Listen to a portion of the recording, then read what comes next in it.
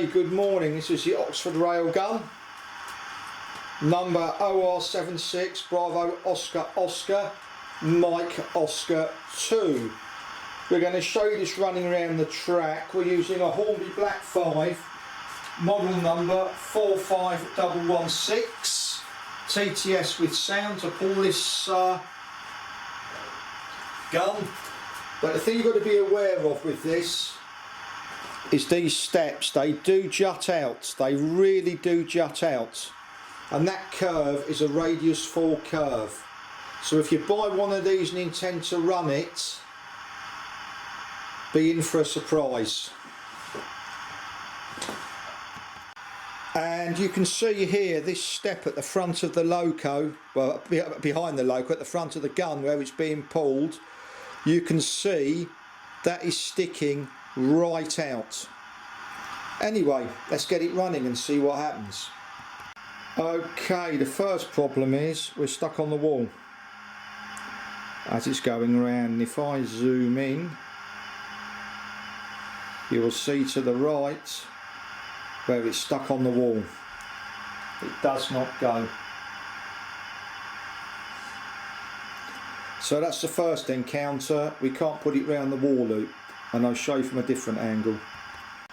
Here is the part of the wall it's stuck on, and bear in mind Paddington and all the long coaches all go round it, so we can't put it round the wall loop. And here we are reversing it where it's stuck, and we're stuck again. Now trying to reverse it backwards, we're now stuck on the point motor. And bear in mind, as you've seen with all my reviews, all locos, all carriages of different types run around this layout. If I just zoom it out a little bit, you will see exactly where it's stuck in relation to the layout.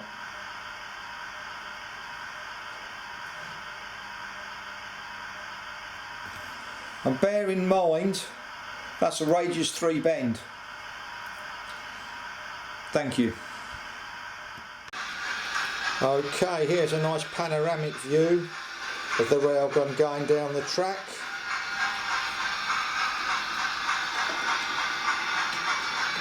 And in a straight line it's absolutely fine.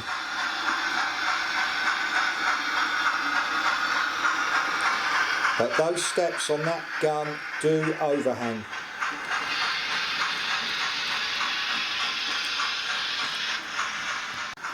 Now you will see when the gun comes by, the steps overhang this wall.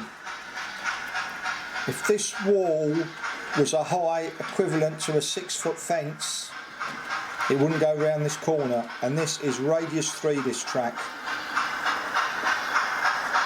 So you can just see here, they're going over the wall.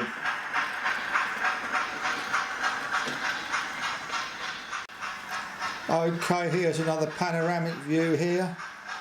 This gun is going through streamline points without a problem. But there's nothing really here for it to overhang.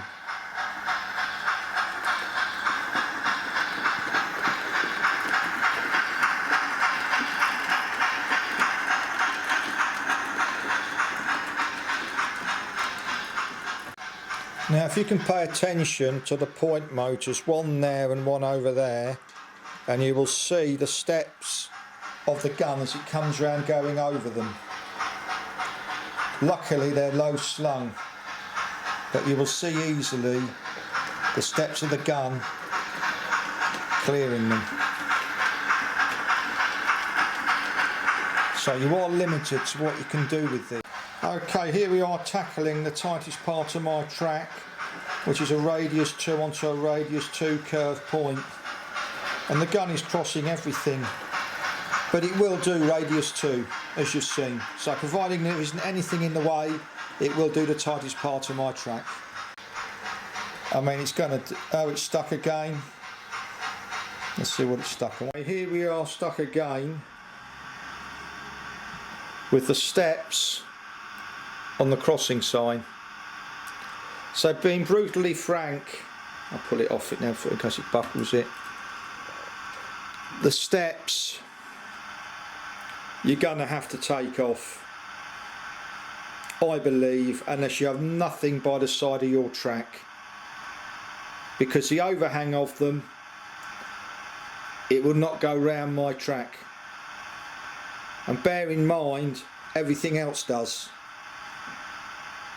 The overhangs are just too much. Well, in real life these guns were restricted, but I'm not even going to bother carrying on, because I'm not going to risk damaging my layout with these steps or making the loco stop. But this Oxford rail gun with the overhanging steps will not go round my layout, and everything else does. So it is what it is, my view. And you can see the distance between the loco and the sign. And the loco, bear in mind, 1 millimetre is 3 inches. So that step, Christ, miles away, even in scale terms, and this will not go round. So my view, the only way to get this to go round the layout where everything else goes round is to take these steps off it. Thank you. Okay, what I've got is a ruler here, and you can see the distance between the track and my sign, which is 30 millimetres. In 00 scale, 1 millimetre is 3 inches. So 30 times 3 is 90 inches. So we're looking at, in real terms, 7 feet away in scale terms. And with the steps down, the loco, well, the railgun clipped this sign. Here we are stuck again on a point motor, and bear in mind Paddington and everything else will go around this layout without a problem. Hundreds of videos you can look at. Now, even with the steps folded, this gun is going to clip my stop sign, which in real terms is 7.5 feet away from the track in scale terms. So to finish off, in my view, all this gun is good for is going up and down on a display piece at a show or on a straight piece of track. I suggest that on a normal civilian layout you are going to encounter problems. I'm not even going to run it anymore because I'm just going to demolish signs. But all my coaches clear everything else easily. And we'll show you this. Now here we're going to demonstrate Paddington going past the stop sign that the gun kept clipping, and this is carriages that really do overhang, and you can see there's a ton of space, and can you bring it back please?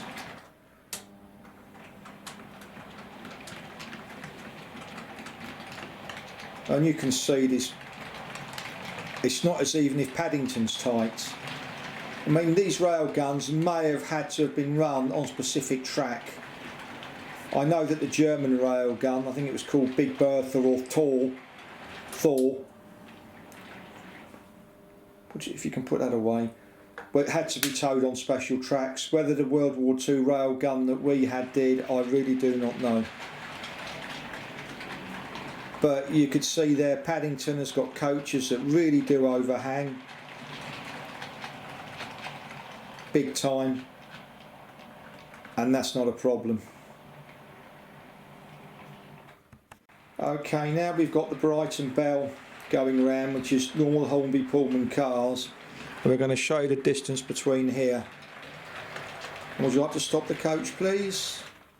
And you can see there's a mile of distance, so you can see it's not my layout, it's just that the Oxford railgun needs a very, very specialist layout to run it on, It runs fine on the track. It tackles a radius 2 curve point onto a radius 2 bend, but you really need a lot more space for it than you would have on a normal model railway. Thank you for watching.